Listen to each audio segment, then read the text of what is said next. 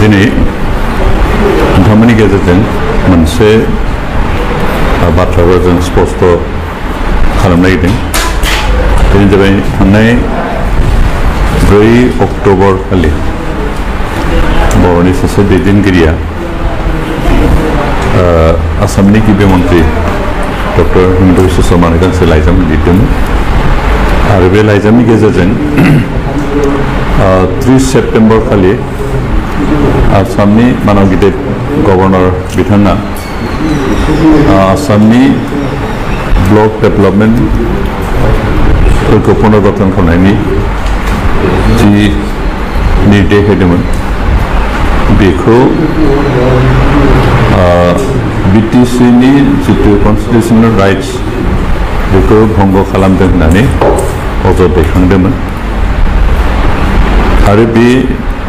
लाइजामनि गेजेरजों बिथाङा गावखौनो 6 शिड्यूलनि सासे स्पेशलिस्ट होननानै प्रतिष्ठा खालामनो गायसननो नाजानायखौ नुदों आरो लोगोसे बिटिसि सरकारा गावनि ओनसोलाव थानाय ब्लकफोरखौ दाखांफिननायनि रिकनस्ट्राक्ट खालामनायनि जि बेबस्था जि खामानि बेखौ मावफुङाखै दलर जिरायनानै दं होननानै बिथाङा अपवाद मोनसे होनो नागिरदों। खिन्थु जों बेखौसो बुङो जे बिथां बुंनाय बायदि बिथाङा आजब दैखांनाय बायदि रायजो सरकारा काउन्सिल सरकारनि जितु कन्स्टिटिउसन राइट्स बेखौ कुनुदिन भायलेट खालामाखै बरन्स रायजो सरकार आरो काउन्सिल सरकार मोननैजों बुजा थानाय खामानि मावलांगासिनो दं आरो जेब्लानो जोंनि काउन्सिल सरकारा आसामनि गिबि मन्त्रि डक्टर हिमन्त बिश्व शर्माखौ लोगो मोनो रायलायो अब्लानो बिथाङा बिथोन होयोमोन काउन्सिल सरकारखौ जे नोंथांमोना काउन्सिल सिङाव थानाय ब्लक जि रिअर्गेनाइजेसन बेखौ नोंथांमोना खामानिखौ मावफुंनांगौ बेनिखाय बे दैदेनगिरिया बुंनाय बायदि अजद दैखांनाय बायदि रायजो सरकारा काउन्सिल सरकारनि कन्स्टिटिउसनेल राइटखौ भायलेट खालामाखै बिथाङा बेबायदि अजद दैखांनायनि गेजेरजों काउन्सिल सरकार आरो रायजो सरकारनि गेजेराव मोनसे गोरोन्थि सानलायनाय मिसआन्डारस्टेन्डिं क्रिएट खालामनो नागिरनाय बायदिखौ नुहुरदों आरो लोगोसे बेखौबो बिथाङा बुंनो नाजादों जे गावल'सो काउन्सिलनि सोमोन्दै सिन्था खालामो आरो काउन्सिल सरकारा जेबो खामानि मावखौ दलर जनायनिफ्राय जेबो मिथिया बेबायदि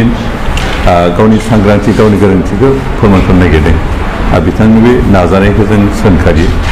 मानोना बिथाङा अजद दैखांनाय बायदि काउन्सिल सरकार आरो माबाया रायजो सरकार काउन्सिल सरकारनि मोन्थायखौ कुनुदिन खर्ब खालामाखै आरो खालामनायबो नङा आरो काउन्सिल सरकाराबो बिथां अपबाद होनाय बायदि बिथाङा अजद दैखांनाय बायदि दलर जिरायनानै थायाखै जों काउन्सिल सरकारा 3 सेप्टेम्बर खालिनिफ्रायनो BRDनि गेजेरजों ब्लकफोरनि पुनर्गठनखौ रिअर्गेनाइजेसनखौ जागायदों आरो 30 सेप्टेम्बर खालि जा मानगोनां आसामनि गभर्नरा मोनसे डिरेक्सन होनानै SOPD बे बिटिसि काउन्सिल सिङाव थानाय ब्लकफोरखौ दाथायफिननो थाखाय मोनसे SOP दाना होदों आरो बे SOPनि थिननाय बायदि काउन्सिल सरकार बे खामानिखौ मावगासिनो दं बेनिखायनो जों काउन्सिल सरकार दिनै जिरायनानै थायाखै उन्दुनानैबो थायाखै गावनि दायित्वखौ पालन खालामगासिनो दं आरो बिथाङा लाइजाम हरनायनि सिगाङावनो जों काउन्सिल सरकारा बिटिसि ओनसोलनि ब्लक दाथायफिननायनि रिअर्गेनाइजेसननि खामानिखौ मावगासिनो दं बेनिखायनो अजथायै अजद दैखांनाय बर' दैदेनगिरिनि आसामनि गिबि मन्थ्रिनि लाइजाम हरनायनि गेजेरजों जि मोनसे गाज्रि बारहावा सोमजिहोनो नागिरनाय बेखौ जों सोंखारियो आरो रायजो राजाखौ खावलायो जे बेबायदि गावखौनो जोबोद काउन्सिलनि स्पेशलिस्ट हिसाबै फसंनो नाजानाय बिथांनि बे नाजानायजों रायजोफ्रा जाहाथे दैदेनजाया आरो जों रायजोफ्रा काउन्सिलनि जि मोन्थायखौ मोजां बुजिनानै बिथांजों दैदेनजायालासिनो जोंनि स्थितियाव जाहाथे थिग थायो बेखौनो खावलायो जों खावलायदों रायजोफ्रा जाहाथे बिथांजों बिथांनि जि गोरोन्थि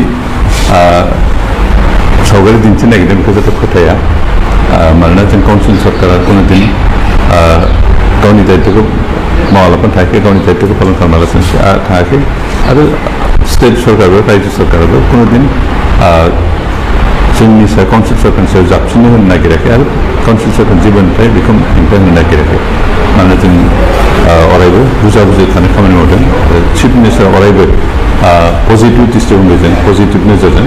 बिटिसि काउन्सिलखौ सालायलांनो थाखाय बिसोन होबाय थादों आरो होलांबाय काउन्सिलाव आं पिएनआरडि डिपार्टमेन्टखौ नायदों आरो जों पिएनआरडि डिपार्टमेन्टआवनो बे ब्लकनि बाथ्राया फैयो खिन्थु जों माबा हिसाबै जों इटिमेटखौ स्टार्ट खालामबाय बिथाङा लिरनायनि सिगांनो खामानिखौ जों स्टार्ट खालामबाय आरो दा सोलिगासिनो जोंहा बे माबाखौ ब्लक रिअर्गनाइजेसननि खामानिया सोलिगासिनो दं बिदिनो जों गार्जेन मिनिस्टार बेनिफ्राय एमएलएफोर आरो डिपार्टमेन्ट सेक्रेटारि बायदिसिना मोनसे कमिटि दाबाय आरो बे कमिटिनि गेजेरजों